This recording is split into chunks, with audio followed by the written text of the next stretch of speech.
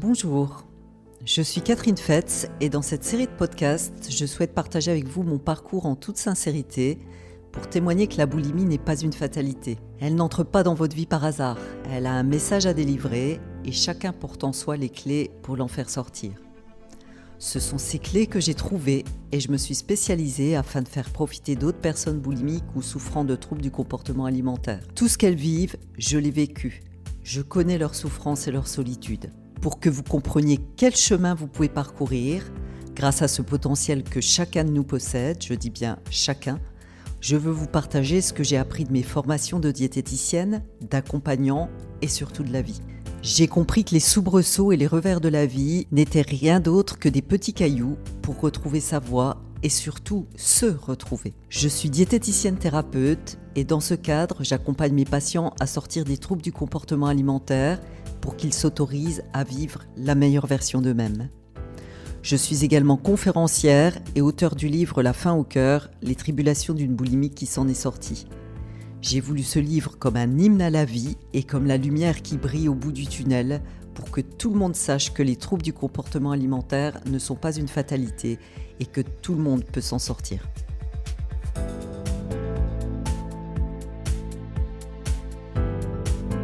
Quel est votre parcours ? À force de chercher comme vous et à force de ne pas renoncer comme vous, sinon j'imagine que vous ne seriez pas là, j'ai trouvé des clés qui m'ont permis de sortir de la boulimie et de transformer ma vie, car quand on se libère de la boulimie, on fait vraiment passer sa vie à un autre niveau. Mon intention à travers cette série de podcasts est de vous permettre de comprendre les mécanismes qui conduisent à la boulimie et de vous partager des clés pour en sortir bien sûr. Car pour découvrir ces clés, j'ai emprunté plusieurs chemins. Des chemins longs, parfois déroutants, épuisants. Mon intention est donc de vous faire gagner du temps et de vous permettre de redonner du sens à votre vie. Le chemin numéro 1 que j'ai emprunté a été le savoir nutritionnel. J'ai été loin dans les connaissances alimentaires et nutritionnelles, voire physiologiques, puisque je suis devenue diététicienne. Et vous savez quoi ? Eh bien cela ne m'a jamais empêché de faire des crises. Le chemin numéro 2 a été le travail psychologique. Absolument nécessaire pour comprendre l'origine de mon problème, mais là non plus, cela ne m'a pas permis de m'en sortir. Le chemin numéro 3 a été celui du développement personnel. J'ai développé mes propres outils et créé ma propre méthode. Celle qui a été efficace pour moi et qui l'est aussi pour toutes les personnes que j'accompagne aujourd'hui à sortir des troubles du comportement alimentaire en quelques mois, là où j'ai mis 30 ans. Il a été très enrichissant, mais il ne m'a pas permis de passer à l'action. Et enfin, à la faveur d'événements difficiles dans ma vie, j'ai décidé de passer à l'action. Je me suis fait accompagner, je me suis formée à utiliser des outils qui m'ont permis de guérir des parties de moi qui étaient en souffrance et d'avancer en changeant concrètement des choses dans ma vie. Je suis aujourd'hui diplômée de l'Institut de coaching d'Alsace et formée à de nombreux outils tels que la programmation neurolinguistique, le lâcher-prise mental, l'EFT, la transformation des croyances limitantes pour avancer vers ses objectifs, la modélisation de réussite. J'ai développé mes propres outils et créé ma propre méthode. Celle qui a été efficace pour moi et qui l'est aussi pour toutes les personnes que j'accompagne aujourd'hui à sortir des troubles du comportement alimentaire en quelques mois, là où j'ai mis 30 ans. Quelle est votre pratique ? En effet, la façon dont ils se traitent en mangeant me donne de nombreuses indications sur la façon dont ils se respectent ou non dans tous les aspects de leur vie. Et réapprendre à manger, à se respecter en mangeant, à se bien traiter en mangeant, à se faire plaisir en mangeant, à prendre le temps, à écouter les besoins de son corps, permet de mieux se respecter dans beaucoup d'autres aspects de la vie. Nous avançons aussi ensemble sur tous les aspects de la vie de mes patients où ils ne sont pas eux-mêmes, où ils ne s'autorisent pas à vivre qu'ils sont vraiment. Et là aussi, les impacts sur l'alimentation sont nombreux et évidents.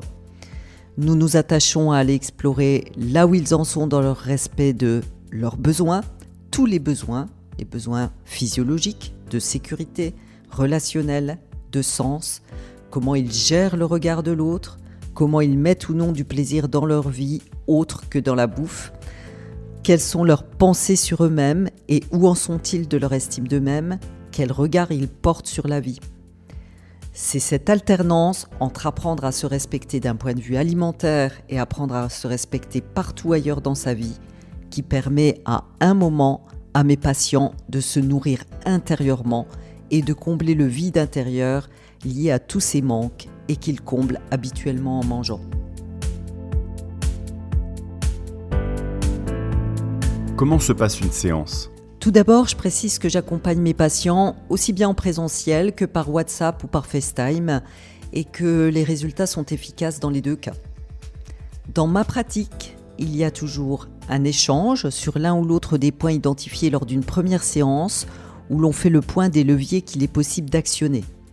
Il y a toujours un exercice pratique avec des outils dont je dispose, communication bienveillante, programmation neurolinguistique, visualisation, afin de permettre une vraie prise de conscience en profondeur. Et il y a toujours des outils à mettre en pratique parce que je tiens à ce que mes patients puissent expérimenter ce qu'ils se sentent prêts à expérimenter à leur rythme. L'idée est vraiment qu'entre deux séances, mes patients expérimentent d'autres façons d'être, de vivre, d'échanger, de penser, de faire, afin que leur vie change réellement.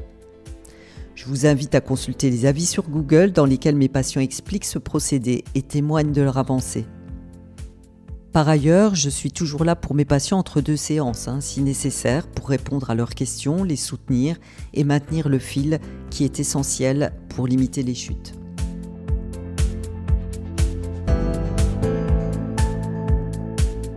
Combien de séances préconisez-vous et à quelle fréquence ?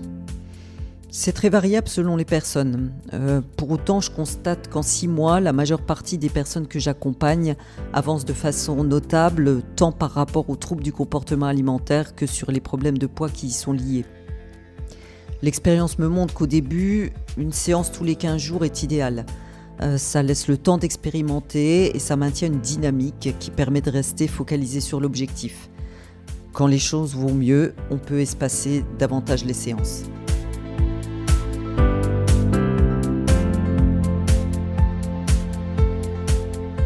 Si vous en ressentez le besoin, n'hésitez pas à me contacter. Je vous accompagne où que vous soyez, en visio ou en présentiel. Je sais combien la boulimie est une souffrance au quotidien et je m'engage avec tout mon cœur et toute mon expérience à ce qu'ensemble, nous puissions créer votre nouvelle réalité. C'est vraiment avec le cœur que je vous embrasse.